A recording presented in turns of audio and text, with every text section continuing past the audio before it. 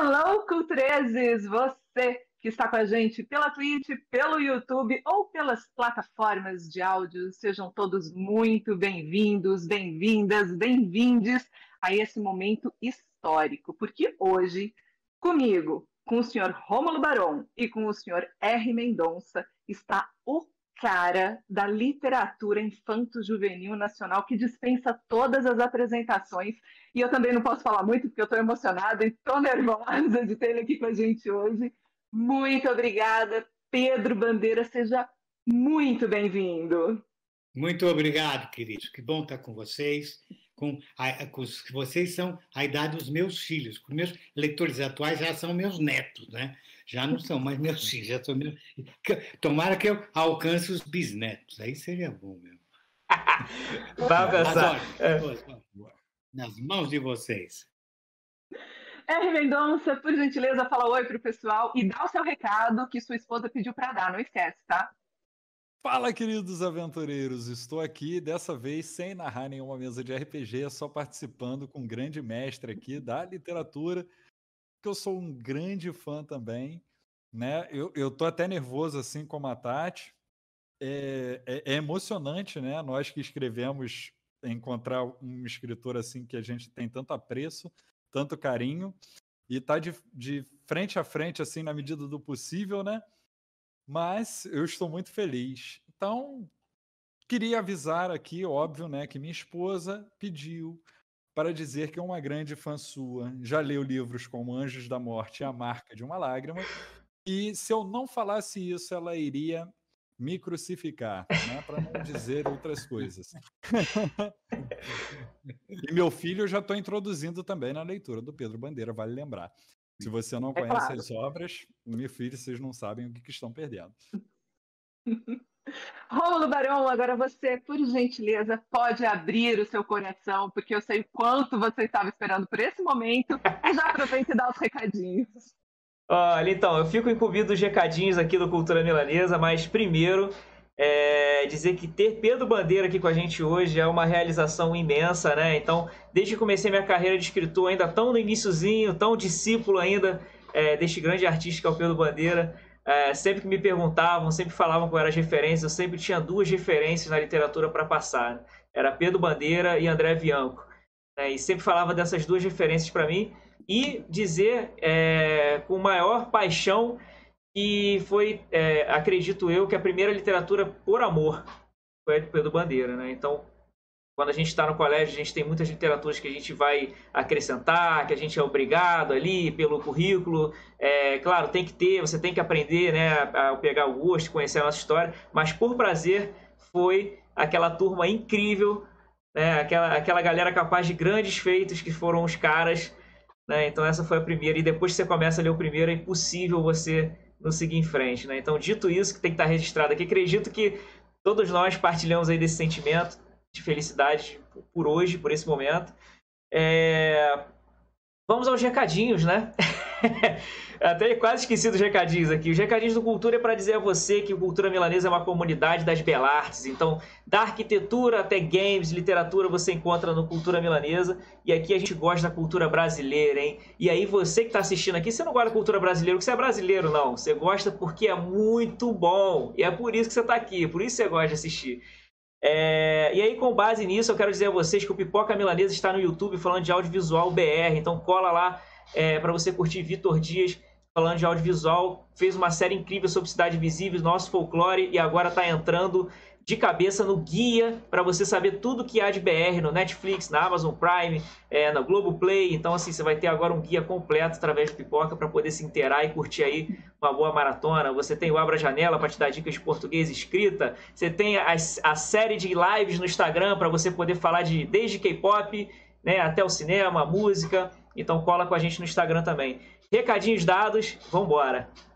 Então, Pedro, para começar, eu sei que essa pergunta você deve ouvir o tempo todo, mas conta pra gente como foi o início dessa sua aventura pela literatura infanto-juvenil.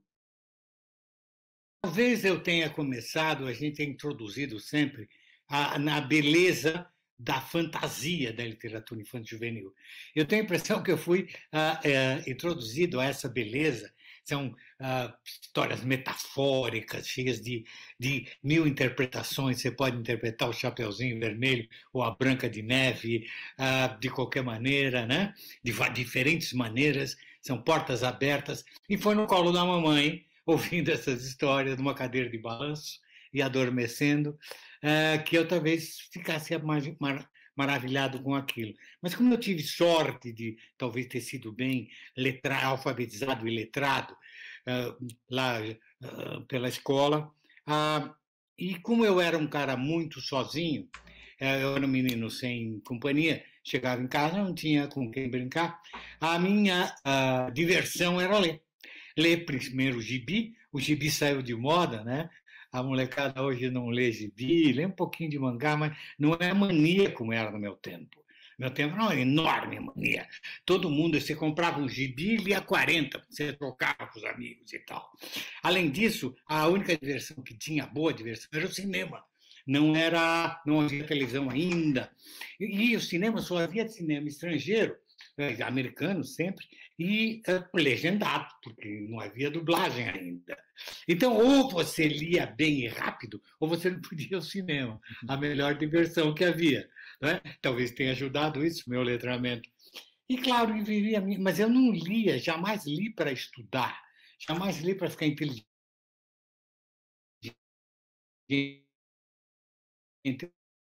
Até Tarzan, fosse o que fosse, livros de passados no Oeste. Tinha um alemão que nunca saiu da Alemanha, que inventou, chamado Karl May, que não chamava, isso era pseudônimo, fazia aventuras de cowboys e índios, sem nunca ter saído dos Estados Unidos, da Alemanha, nunca foi aos Estados Unidos. Eu li aquilo emocionante e tal. E daí você acaba, você vai acabando e vai seguindo, vai lendo. E o fato disso, isso fez com que eu passasse a escrever bem. Meu universo vocabulário ficou largo, a fogueira da imaginação explodia a cada leitura. Então, eu pude entrar no jornalismo com muita facilidade. Eu já com 19 anos estava trabalhando em jornal, aprendendo jornal, porque na época a gente aprendia jornalismo, mas na prática, né?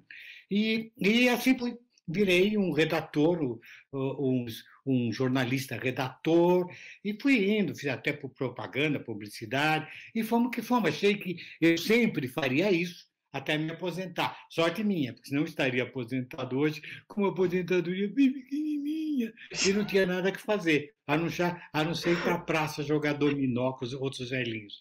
Mas no meu tempo era assim, hoje o velhinho não faz isso. No meu tempo, eu sou de Santos, os velhinhos ficavam na praia jogando dominó. Coitadinho. Mas eu não vou fazer, ela não vai me pegar facilmente. Aí eu comecei, na grande editora que existia, não existe mais, que é a Editora Abril, a fazer, dentre as encomendas, porque eu escrevia aquilo que me mandavam escrever, que o diretor de redação, o chefe de reportagem escrevia, eu escrevia o que ele mandava, não o que eu queria. Aí começaram a vir muitas encomendas de histórias curtas, para adolescente, revista Capricho, essas coisas, né? Ou para o Disney, ou para qualquer coisa de infantil. E eu comecei a gostar muito daquilo. Como eu cumpria bem as encomendas, eu passei a receber muitas. Certa hora eu já tinha bem mais entrado nos 30, eu descobri que eu tinha muitas histórias infantis curtas publicadas em revistas, mas a revista é efêmera. A revista hoje está na banca, semana que vem a nova revistinha, sai aquela. E aí eu falei, um pouco influenciado por uma amiga, escreva um livro. Aí peguei e escrevi, gostei. Escrevi o segundo, gostei muito, e a turma gostou, porque chamava A Droga da Obediência. Nossa, e aí eu queria resolvi abandonar emprego, não ser mais nem empregado e nem patrão, e viver de freela de redação. Freela de publicidade, do que houvesse um pouquinho de direito autoral, mas os livros começaram a ser muito bem aceitos pelos leitores, vinham muitas cartas, sacos de cartas, hoje ninguém mais escreve carta, né? Acabou. O carteiro está desempregado. Daí, e de repente os livros permitiram que eu me tornasse somente um escritor. vivesse somente de escrever livros. Isso foi a delícia da minha vida. Porque eu escrevo o que eu acho que deve ser escrito, não é? Não é bem o que eu quero, é o que eu desejo comunicar às diferentes idades que me leem, desde o pequenininho até o fim da adolescência. Daí para frente eu não escrevo, realmente escrevo, não escrevo para adultos, não tenho vontade. Eu gosto de estar junto com eles e imaginar uma criança meio tímida, o que acontece com ela, e se acontecesse algo que exigisse sua ação, e aí pronto, já surge uma história, entendeu? A menina que está chegando, acabou de passar entrar na idade adulta, né, com a primeira menstruação, então começam os hormônios a explodir, ela gosta de um garotinho, mas ela ainda está naquela idade da timidez, de ter vergonha, de se expor, acha que a colega é mais bonita que ela, e tal, os seios da colega já cresceram mais do que os dela. Então, tudo isso tem que estar. Toda essa verdade do ser humano tem que estar nos meus livros. Então, é isso que eu quero ser. Imaginar o que acontece com esses seres humanos e colocar. Mas colocá-los sempre como grandes e fortes. Porque eles são a minha esperança, porque eles têm que saber que são fortes, tá? Tem que sonhar que são fortes.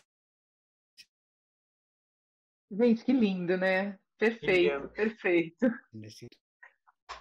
Pedro, você falando, contando um pouco de como foi esse seu início, a sua relação com os livros, toda essa trajetória, você fez parte, continua fazendo parte de várias gerações de leitores. Então, eu queria que você contasse como você vê hoje a relação dos livros com a juventude de hoje, com esses seus novos leitores. Pois é, eu tive a felicidade de, talvez por causa das cartas que recebia, fazer bastante amizade com meus leitores quando eu estava na idade, 12 anos, 13 anos e tal. Li Uma Marca de uma Lágrima, a menina escrevia dizendo assim: Pedro, você escreveu a minha história, eu sou exatamente assim. E algumas pessoas continuaram.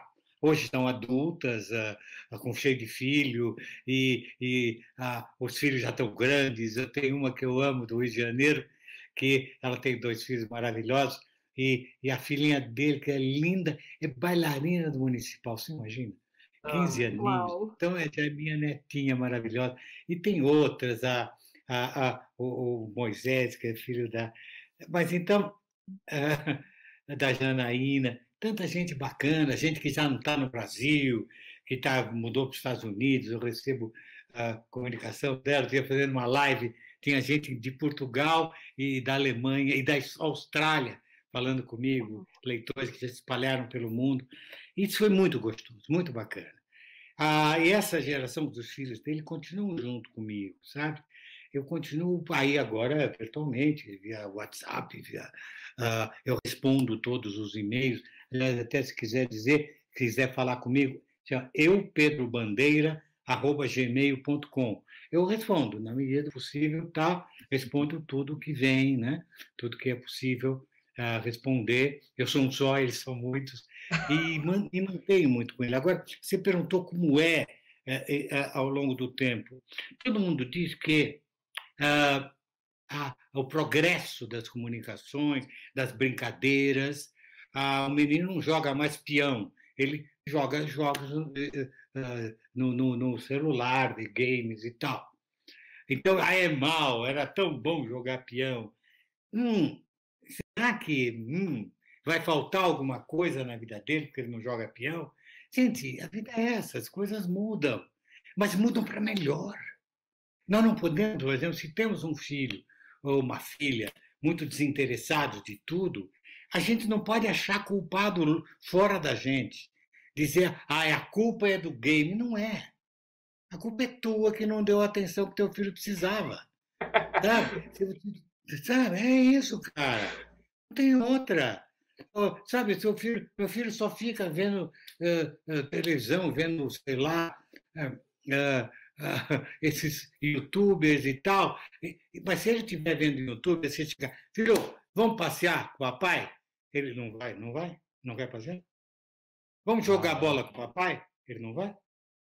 Agora, eu aproveito, sabe, porque ele está distraído, né? E vou tomar uma cervejinha com os amigos. A culpa é da internet, dessa. Sabe? Então, não vem com essa. Poxa, antes as crianças empinavam pipa, e agora, em vez de empinar pipa.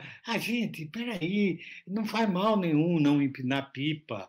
Ou uma vez, quando ele está na praia, alguém empina, ele empina. Mas tem tantas outras coisas.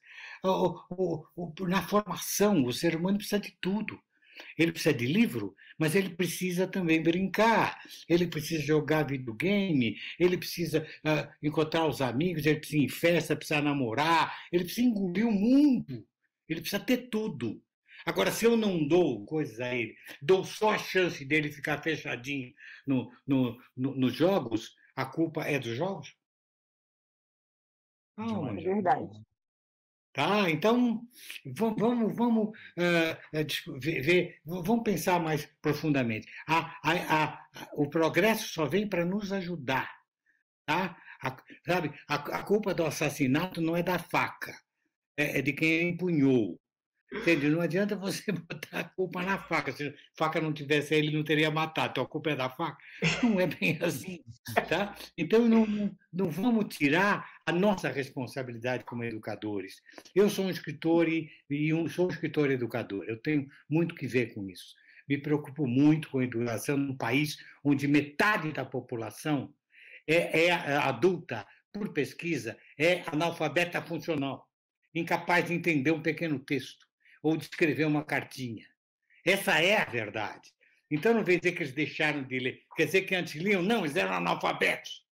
Ninguém lia no Brasil. O Brasil tem uma história de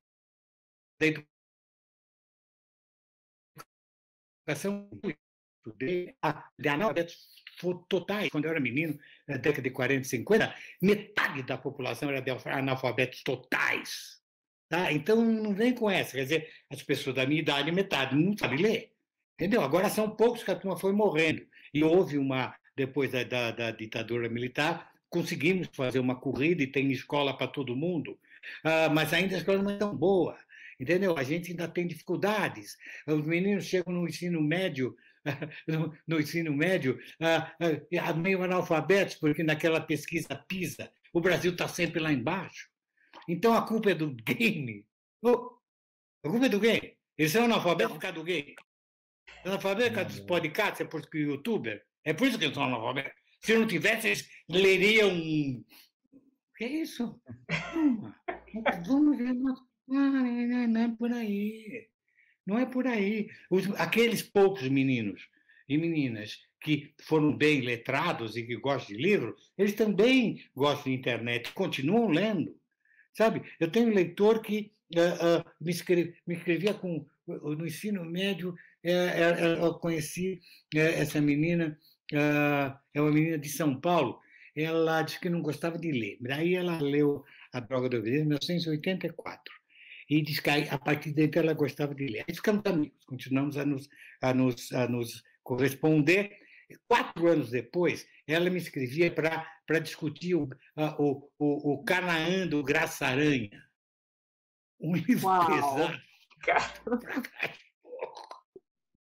E ela, com 16 anos, estava lendo Canaã. Interessado, não, porque a história da imigração alemã no Brasil, pacatá, pacotó, entendeu? O ser humano é forte. Agora, ela teve chance. Ela era uma menina de uma casta que teve chance de ler. As outras não tiveram. E a culpa não é do game nem do youtuber, gente. Sabe? A culpa não é minha, eu sou ótimo. Uma vez eu tinha um amigo que falava assim: pois é, eu dou tudo para o meu filho e eu não sei porque ele é essa peste. Não dá o livro que é ele. Não dá ele, não dá o sonho. Minha mãe não tinha nada, mas tinha um sonho para me dar. Ela me deu o sonho.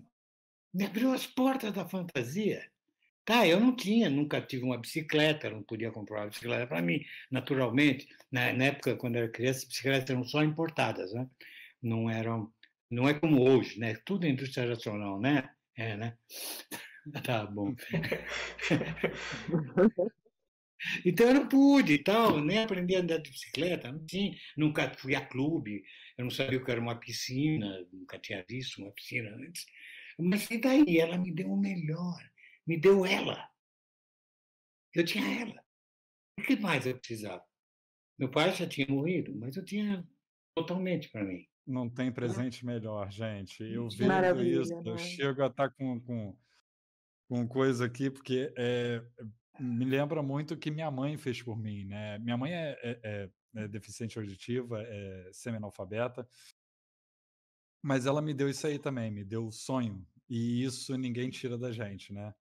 Não é à toa que meu primeiro livro escrito, ele é Yaman por esse propósito, né? Que é esse aqui. Desculpa tirar esse trecho aqui só para mostrar, Não, fala aí. Mas mas já aqui, ó, se ah, você ler ao tá. contrário, você vai ver que é uma homenagem à minha mãe, né? É mamãe ao Mamãe. contrário. Mamãe, olha que Então, lindo. assim, é um livro jovem adulto também, mas, assim, de fantasia, porque ela me deu o que ela podia me dar. E foi a melhor coisa que eu já tinha, que eu já Ela recebi. abriu a melhor porta para você. Sim, Comprar isso um não tênis tem de preço. grife para o filho não faz ele ficar melhor. É claro que eu nunca tive um tênis de grife no meu tempo. E daí? Isso me faz mal? Então, esse meu amigo dizia, ele dava tudo. O filho queria um tênis de grife, ele comprava. Ele comprava o que fosse, mas ele não dava assim mesmo para o filho, tá? Ele era meu amigo, então era boa gente. Mas o que eu vou fazer? Não sei, não sei. Talvez outras culturas, como a gente ouve falar da cultura oriental, seja diferente. Parece que lá a família se dedica realmente à nova geração. Totalmente. Totalmente. Da Coreia, a gente ouve falar avó,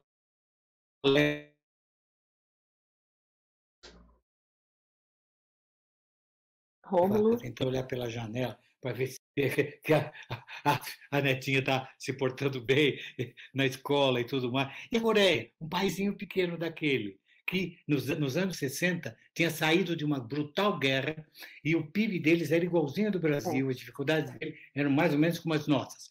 Olha onde está a Coreia e onde ficou o Brasil. Né? O computador que a gente tem foi fabricado na Coreia, o celular foi fabricado na Coreia, o carro que as pessoas compram foi fabricado na Coreia. E nós fabricamos o quê? Qual é o carro inventado e criado no Brasil? Nós temos os gringos vêm aqui e montam o carro aqui, tudo bem. Né? Mas nós criamos uma coisa. Nós continuamos importando tudo que o estrangeiro inventa, comprando patente, pagando tudo, tá? Por quê? Porque nós continuamos analfabetos, nós continuamos lá embaixo. E a família não acha importante isso, acha importante comprar, consumir. É muito mais importante eu ter o carro do ano, porque para os vizinhos olharem e ficarem com inveja minha. Gente, não é, gente, é a porta do sonho. Tá, que o Rômulo está falando, não, perdão, o R está falando, e eu falei, abriu a porta da imaginação, usar o teu cérebro, você faz o que quer. E o tênis da Mona não te leva para lugar nenhum.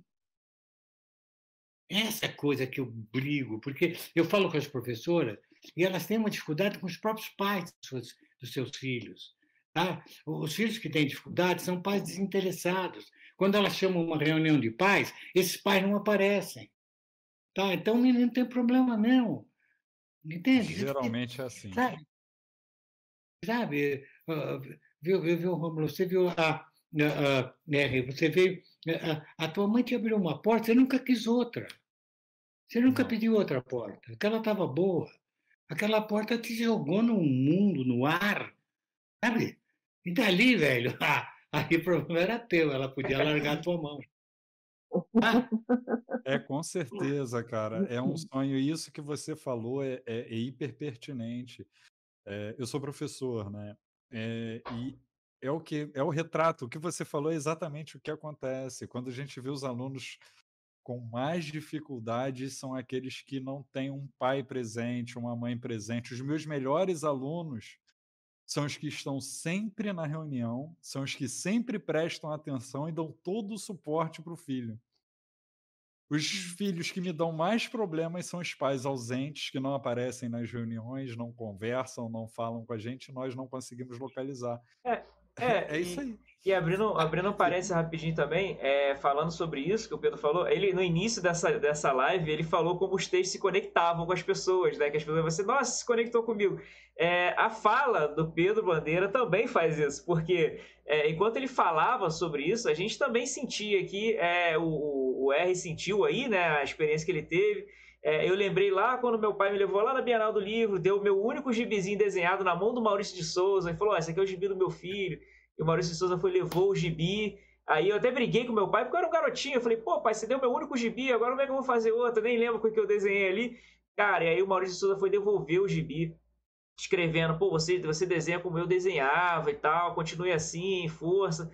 Cara, esse tipo de coisa, tanto do meu pai como até do Maurício, isso foi uma coisa que faz a diferença, marca a gente, né?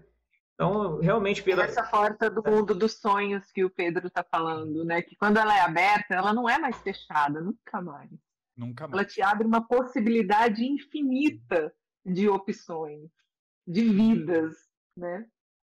É Viu, isso. Tati, falando em sonhos, eu queria lembrar que um dos maiores construtores de sonhos do Brasil, meu querido amigo Ziraldo, ele sofreu um AVC e foi no meio da pandemia, não posso ir na casa dele, né? Pandemia, essa coisa.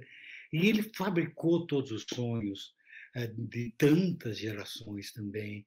Ele tá com 88 anos.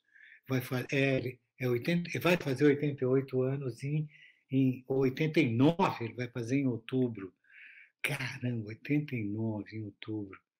Pois é, puxa, o AVC deixou as mãos dele tão trêmulas, ele não consegue pegar a caneta para desenhar. Caramba, isso aí me dói no coração. Mas veja quanto ele plantou. Quantos meninos maluquinhos foram construídos por ele, né? Quantos flicks foram. Quantas cores abandonadas foram construídas por um cara como ele? Você está falando do meu amigo Maurício de Souza. O Maurício também é um pouquinho mais novo que o Geraldo. Ele não está andando bem, mas está perfeito. Voz forte e tal, ia nos lugares, sobrevive. É a única revistinha que tem só dele. Até Disney não tem mais, você viu?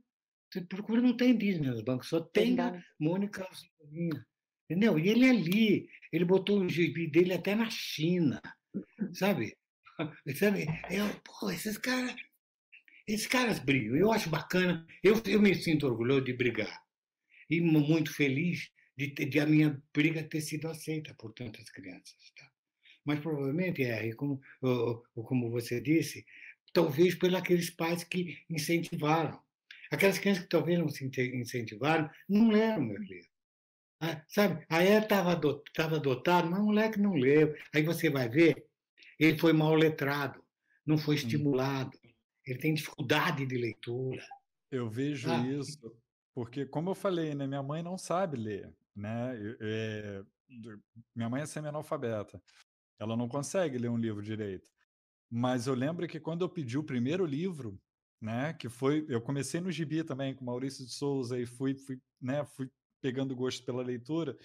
Eu me lembro quando eu pedi meu primeiro livro à minha mãe nunca se recusou a comprar. Ela juntou o dinheirinho dela, mesmo com dificuldade, foi lá e comprou o livro. Ela jamais disse que era um desperdício. Isso ela nunca fez. Olha aí. Né? Porque o que eu vejo muito vou pagar R$30, R$40 num livro, que desperdício. Não. Eu fico impressionado que essas pessoas gastam R$50 num barzinho tomando cerveja em um dia. Em um livro que pode mudar uma vida, eles falam que é caro. É caro. Né? Assim. Não é, né? Me choca. Não é, nunca foi. Né? Hoje eu dou livros, né?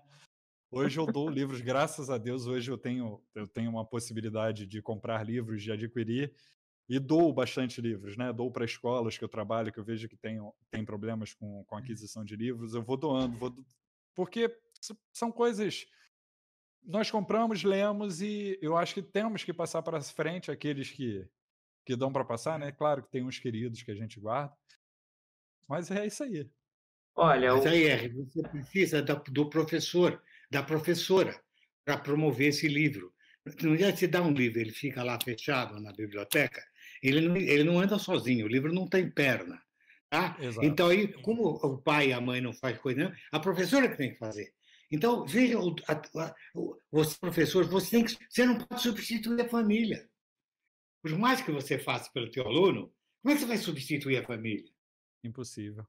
Então, essa dificuldade nós temos muito no Brasil, coisa que em outros países não acontece. No Brasil, por exemplo, as crianças perseguem, fazem bullying com o bom aluno, sabe? Né? Fazem bullying, põem apelido no bom aluno. Imagina, nos Estados Unidos, por exemplo, o bom aluno é admirado. O aluno tenta fazer como ele faz, segui-lo, porque sabe que ele é o caminho. Tá? Nem se fala no Japão. No Japão, você tem uma ideia? O Japão é a figura mais importante. O Japão é o imperador. O imperador é filho do sol, é a coisa importante. Né? Ninguém pode olhar no imperador. Quando ele passa, todo mundo se curva. Entendeu? Agora, tem uma tradição no Japão. Há uma categoria profissional que não precisa se curvar na frente do imperador. É o professor. olha Ao só. professor, o imperador Gente, arrepiei. Tá? Repensa nisso. Sim. Caraca. Tá? Então, por isso o Japão, aquela ilha pedregosa que tem lá, é uma potência estupenda. Tá? Saiu de uma guerra arrasada, até com bomba atômica. Poucos anos depois, você estava comprando coisas japonesas lá. Tá? Sabe, um povo que... Sabe, mas ele é feito na família. Você sabe que o Brasil é o único país do mundo onde o professor tem que adotar livro de literatura para os alunos? Porque nos outros não precisa. A família faz isso. O professor tem que ensinar aquilo que a família não pode ensinar, matemática, raiz quadrada, né? Aí a família não sabe.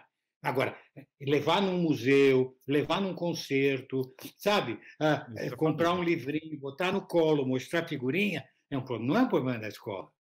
Eu vejo as minhas amigas professoras, elas trabalham como coitadas, elas são mártires, elas se viram e ficam, e pegam os alunos mais fracos, e tentam fazer trabalhos especiais, mas aí aquele menino, mas isso aqui o meu pai bebe e fica batendo na minha mãe na minha frente, e ela não pode resolver esses problemas, entendeu? E ela tenta, e sempre com alegria, é uma coisa incrível, como eu admiro essas mulheres. Principalmente as mulheres dos anos iniciais, porque é aí que você acelera a criança. Ali é o mais pesado mesmo. Porque no antigo ginásio, no Fundamental 2, as aulas são curtas, você tem 50 minutos só com aquela classe. Nas anos anteriores, aquela professora tem todo mundo, ela tem mais tempo.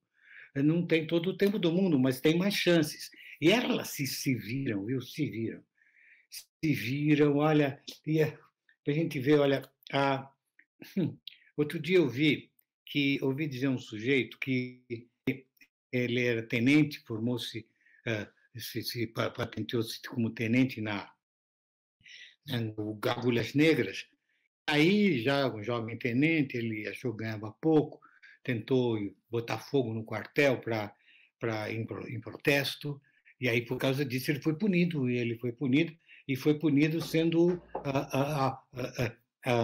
sendo promovido para capitão, e até hoje ele recebe o soldo de capitão. Cada vez que os capitães da ativa têm aumento, ele também tem, e o soldo dele de capitão é de R$11.000. Essa professora que eu falei, ela se aposenta com 2.000, talvez.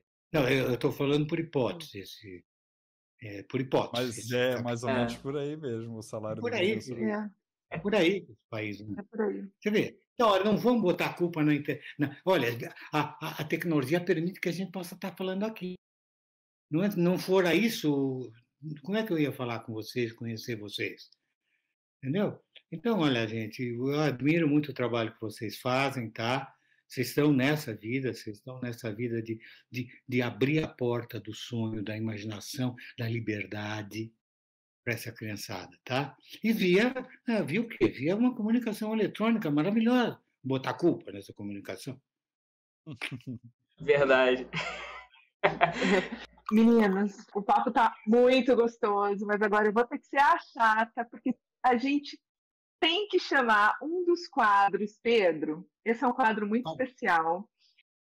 Eu só queria frisar antes que eu estou completamente arrepiada aqui com essa conversa. Por mim, eu ficava mais horas e horas e horas ouvindo, porque assim, é lindo ouvir tudo isso e mexe com a gente, porque acho que todo mundo aqui, de uma forma ou de outra, passou ou vai passar por tudo isso. Eu estava me identificando muito quando vocês estavam falando de educação, porque a minha família é uma família de professores, de educadores. Então, assim, quase todo mundo já viveu essa questão da sala de aula, todos os perrengues, mas enfim. Agora a gente vai para um quadro, Pedro, que o Rômulo ama. É o quadro que ele mais gosta no Literata Milanesa, que é o Conte Sua Derrota, quando a gente pede para o nosso convidado especial falar algum mico, alguma coisa, um perrengue, alguma coisa engraçada que já passou. Mas esse quadro tem uma vinheta especial que é feita ao vivo. E é o que o Rômulo vai fazer agora em sua homenagem, Pedro. Tá, vamos lá. Tati. A musiquinha é Conte sua derrota. Nananana. Eu fiz isso na frente do Pedro Bandeira. Muito obrigado, Tati, por isso. Pedro, essa vinhetinha é o tanto ridícula que eu acabei de fazer, né? Ela é para poder a gente colocar todos os grandes ídolos, todos os grandes artistas fora do pedestal. Né? Então todos nós ali temos os nossos micos, já rolamos as escadarias da cafeteria, temos as coisas para poder desmistificar o autor. Você tem alguma história dessa engraçada para contar? Se quiser, eu quebro o gelo, conta alguma vergonha que eu passei aqui também. Você tem alguma história dessa aí? Tem tantas histórias, tem. Bom, eu vou te contar um perrengue triste. Não é engraçado, mas não é engraçado. Importante. Não é engraçado, viu, Romulo? É o seguinte, quando eu estava no 4º ano primário, era uma escola pública em Santos, e o meu melhor amiguinho era um menino negro, uma graça de menino, eu adoraria saber o que foi, o que houve com ele e tal. E daí um dia lá, durante a aula, eu briguei lá com porque naquele tempo tinha uma carteira, sentavam-se 2 e 2, as carteiras não eram individuais, as cadeiras, né? Então, eu briguei com meu coleguinha do lado e a gente usava camisas e uniforme de manga comprida. Aí eu agarrei a camisa dele, ele puxou e a camisa rasgou de ponta a ponta. Então, nessa hora, o que é que fazem 2 moleques? Se pegam, né? Depois, no fim da aula, a gente vai brigar terrivelmente, né? Holyfield contra... Aí eu usava óculos, aí ainda uso. Eu cheguei, dei os meus óculos para o Benedito, meu amiguinho, para ele ficar segurando, para não quebrar meus óculos. Aí nós fizemos fila, na época tinha fila. Na fila vem a Bedel, vê o menino com a manga rasgada, o que é que houve? Aí ele conta, pum, vai para a diretoria. Aí fomos nós para a diretoria, era o fim da aula, todo mundo foi embora. Fomos nós para a diretoria, o diretor, em Santos, aquele calor, usava terno com colete. Aquela cara séria. Aí ele nos encontra na frente do portão, e lá, no fundo, nas grades, porque ele não foi embora. Porque ele... Aí chega ele e fala, Bedel, vai buscar aquele moleque. Aí a Bedel vai atrás do Benedito. Ele, o que é que foi? Não, que eu estou... Quer saber, moleque? Aí ele não tocou no mim e no outro. Em mim e no outro menino, que éramos brancos. Ele pegou o Benedito pelo colarinho e ficou bofeteando o menino. Bau, bau. Eu tinha 10 anos e ia pesar 20 quilos, talvez. E esse foi o maior perrengue que eu passei na minha vida. Eu não pensava no Benedito como um menino negro. Ele era meu melhor amiguinho. Eu não pensava nisso. Aí o diretor da escola, uma escola pública, e eu vi pular as lágrimas do menino pulando num embate da bofetada até uma gota de sangue. Nada aconteceu com esse cara. E aquilo me marcou tanto, cara. Até hoje me marca tanto. Como eu pude presenciar um absurdo como esse? Se eu e o menino fizer o outro, o garoto fizer uma coisa mal, tá bom, brinca com a gente. Mas você sabe que nós temos um ministro da Educação que diz que criança tem que sentir dor? Nossa. Criança tem que sentir dor para aprender. Esse é o nosso ministro da Educação. Desculpe eu contar essa, mas muito me marcou Não. mais. Essa história aí foi 1000 vezes mais poderosa e melhor do que se fosse uma história de humor. Porque o que você está falando do ministro e dessa criança, do Benedito, né, que a gente possa chegar até ele algum dia, saber como anda o Benedito hoje, saber que as gerações que estão aqui não vão mais permitir que isso aconteça. Né? Então, a minha geração, a geração do R, da Tati, a gente não aguenta mais calado esse tipo de coisa. Então, essa história foi muito poderosa, Pedro, não precisa se desculpar. Foi transformador ouvir isso. Acho que você falou as duas palavras-chave. Uma história poderosa e transformadora. Ai, depois dessa, né, eu vou perguntar para vocês, meninos, vocês têm mais alguma pergunta para o Pedro antes da gente ir para o encerramento? Eu tenho uma pergunta. Na verdade, eu tenho 70 mil perguntas, né? Mas a gente tem que fazer o negócio direito. A minha pergunta é a seguinte. Engraçado que agora que eu vou fazer essa pergunta, tá me vindo a cena que eu projetei quando eu era moleque, que eu li os caras, cara. E a cena, claro, eu posso comentar. Deixa eu só fazer uma parte, porque é óbvio que o Pedro não sabe. Mas, Pedro, logo completa um ano que a gente tem o programa. E durante o ano passado todinho, durante a primeira temporada todinha, a gente tinha uma brincadeira de tags onde tinha que indicar livros. 99% das vezes o Rômulo indicava a série Os Caras. Não é rasgação de seda, é a verdade. Não, e assim, isso tem que vir com um balão de advertência para quem está vendo esse programa aqui, para quem está assistindo Literata, que a gente está falando de um autor que tem mais de 100 títulos, tá? Então a gente está falando pelo Bandeira que tem mais de 100 títulos. Aqui, é claro, eu estou tendencioso pelo que me marcou, né, pela série dos caras, eu estou tendencioso aqui, mas a gente está falando de um legado de mais de 100 obras, né? Nem sei, né, Pedro? A gente tem um número, assim, não tem um número, né, de quantas obras temos, mais de 100, mas não tem um número? Eu circulando 142 por aí. Mas acontece, tem muito infantil, e depois tem 40 anos de trabalho. Tem muitas, são aqueles livros pequenos em que tem um texto curto com muita ilustração, não é? Livros assim que tocam mais fundo, claro que demoram mais e existe um trabalho maior. Mas sei lá, eu escrevo desde criança, até livro que eu quero que seja lido na creche para as crianças, porque eu quero que as crianças sejam vacinadas em cultura, em sonho. Tá, eu quero que vacine, como é que chama? Coronavac, né? E não é 1, 2 doses, não. Eu quero 80 doses dessas crianças, sabe? Elas têm que crescer nisso. Nós precisamos disso. Precisamos de um brasileiro inventivo, criador. Aqui o brasileiro é mais criador, ele vai para os Estados Unidos. Ele vai para os Estados Unidos trabalhar na Universidade Americana. Sabe? Nós perdemos nossos melhores cérebros. Bom, vai. É verdade. É verdade. Mas eu não quero nem. Tá tão bom esse papo, esses desabafos, assim, que a gente fica até com vontade de conversar mais. Mas a pergunta que eu ia fazer é a seguinte: enquanto eu vou fazer essa pergunta, me projeta aqui a imagem dos caras da Droga da Obediência, a cena em que o Miguel ele é raptado, né? Eu posso cometer erros de alguns personagens, faz muito tempo que eu li, mas o Miguel é raptado, ele tá muito perto do vilão da história, que é o Dr. QI, né? E aí você está se aproximando da grande trama da Droga da Obediência, uma droga de controlação da massa, né? E, cara, enquanto eu vou te fazer essa pergunta, me vem a imagem que eu projetei vendo essa cena do Miguel acordando, estando naquele local e tal. E a minha pergunta o quão longe estamos de ver isso num cinema hoje? De ver essa cena, de ver essas outras cenas no cinema hoje? Você tem um termômetro assim, de quão longe a gente está para ver isso no cinema? Esse livro estourou muito no fim dos anos 80 e já nos anos 90 houve uma proposta e tal, e era uma grande editora, uma grande rede que passou pela área artística. Vamos fazer. Cai na área comercial, econômica. É caro demais. Em 90 era caro demais. Porque, veja, você lê o livro, tem cenas com a Magri jogando vôlei, as arquibancadas lotadas, isso custa dinheiro para você filmar. Entendeu? Não dá. Então, não havia.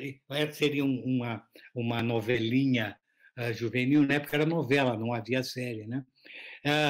Para passar em horários um pouco mais vespertinos, eles não viam possibilidade de obter anunciantes que pagassem esse custo.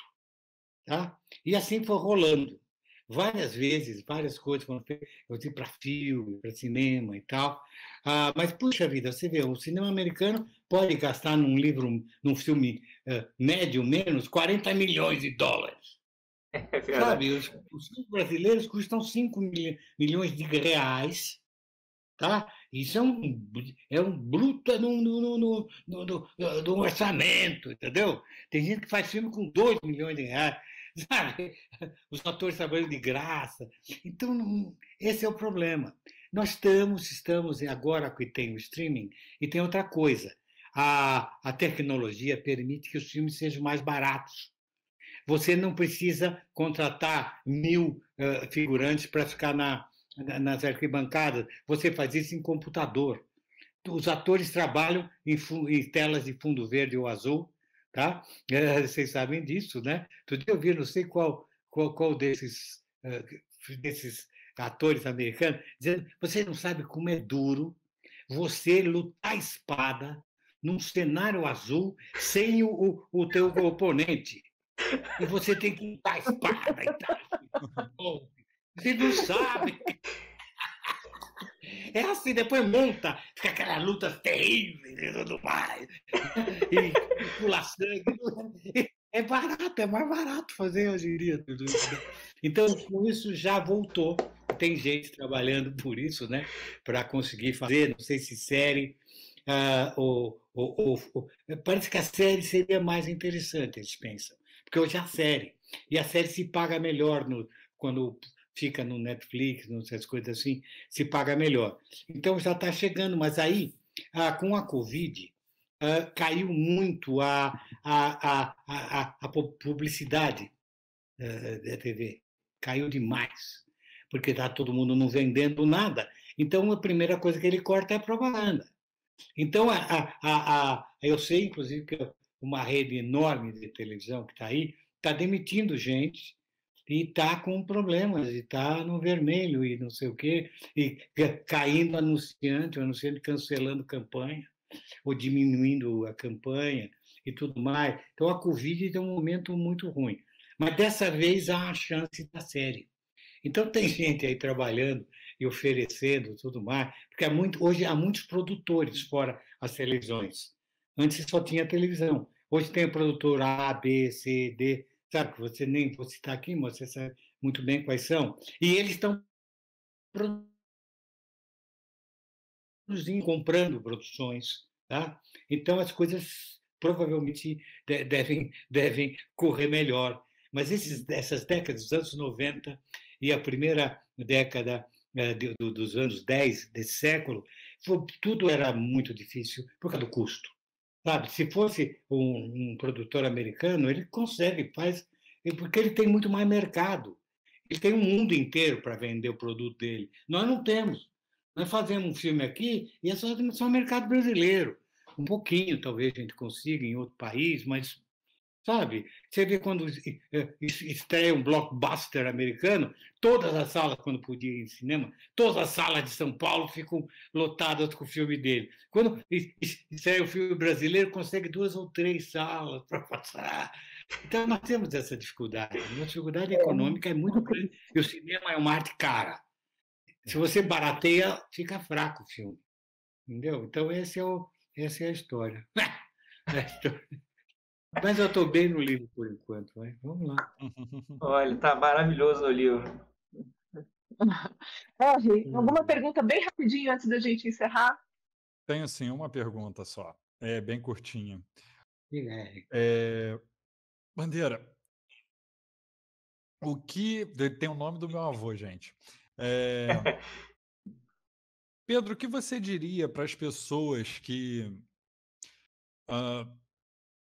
leem os seus livros, né? E neles eles veem uns sonhos, né? O que você diria para a pessoa que quer alcançar esses sonhos?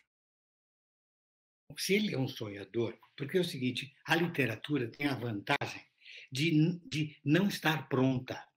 Você, quando escreveu o teu livro, ele não está pronto.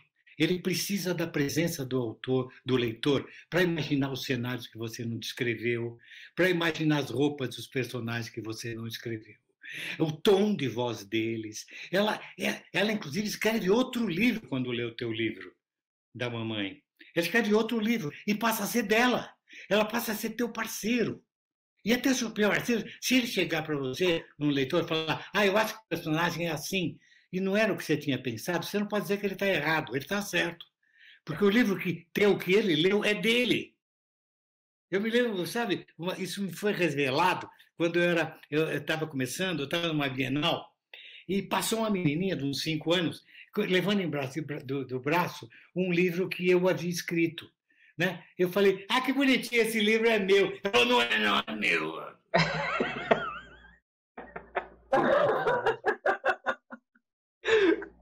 Dela. Na hora que ela compra, é dela. Ela vai imaginar o que ela quiser, é dela. Na hora que você publicou teu livro, ele deixou de ser teu. Ele não é mais teu. Ele está abrindo a porta dos sonhos de qualquer pessoa. E estão acrescentando. Você vê Hamlet, o teu Hamlet é diferente do meu. E é diferente de todos os Hamlets que alguém assistir. Entendeu? A Gabriela Cravo e Canela, quem é ela? Como é ela? Ela é como você acha que é. Tá? Então, a literatura abre até mais o sonho do que as outras artes. As outras artes, por exemplo, cinema, eu amo cinema, mas quando você vê um ator, é aquele ator, não é outro. Você não pode mudar o ator, é aquele. Tá? Claro que você vai imaginar coisas, vai imaginar e opinar sobre o enredo, mas está tudo ali. A literatura não. Porque a Capitu deu mesmo para o Escobar? O Machado não quis dizer isso, ele quer que você pense. Ele mandou você pensar, Se você achar, tá certo. Nem você falar, o Machado, eu acho isso, ele disse, muito bem. Tá certo. Porque não importa o que ele imaginou, ele quis dar para você sonhar, para você ler e reler. Será que o Zé Dias não era muito fofoqueiro? Será que não foi ele que disse que ela era uma cigana sacana? Entendeu? Ela tinha olhos de não sei o quê, e que ela tinha uma idade de um jeito falso. Quem diz isso? É o José Dias, não é o Bentinho. Tá? Quem sabe, será? Será que ela não era uma mulher forte demais? Que não precisava trair ninguém. Ela era muito mais forte que ele. Ela que pega o Bentinho, que canta o Bentinho, e que faz tudo, e o Bentinho obedece e fala, será que mamãe vai deixar? Ele é um bobão. Bobão. Ela é muito maior que ele. Se ela quisesse chifrá-lo, ela fazia isso aberto, ela era muito... Ele diz, ela foi muito mais mulher do que o homem. Isso o Machado escreveu.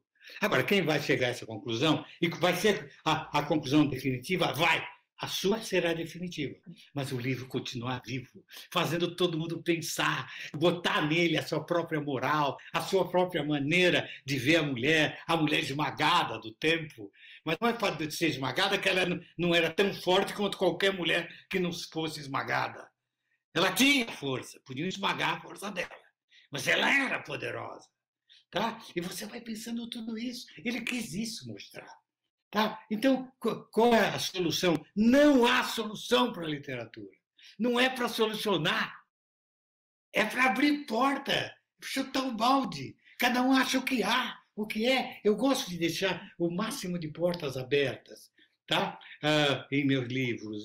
E as pessoas... O menino diz, Pedro, que idade tem os caras? Eu falei, não sei, que idade você acha? Eu acho que tem 12. Eu falei, acertou.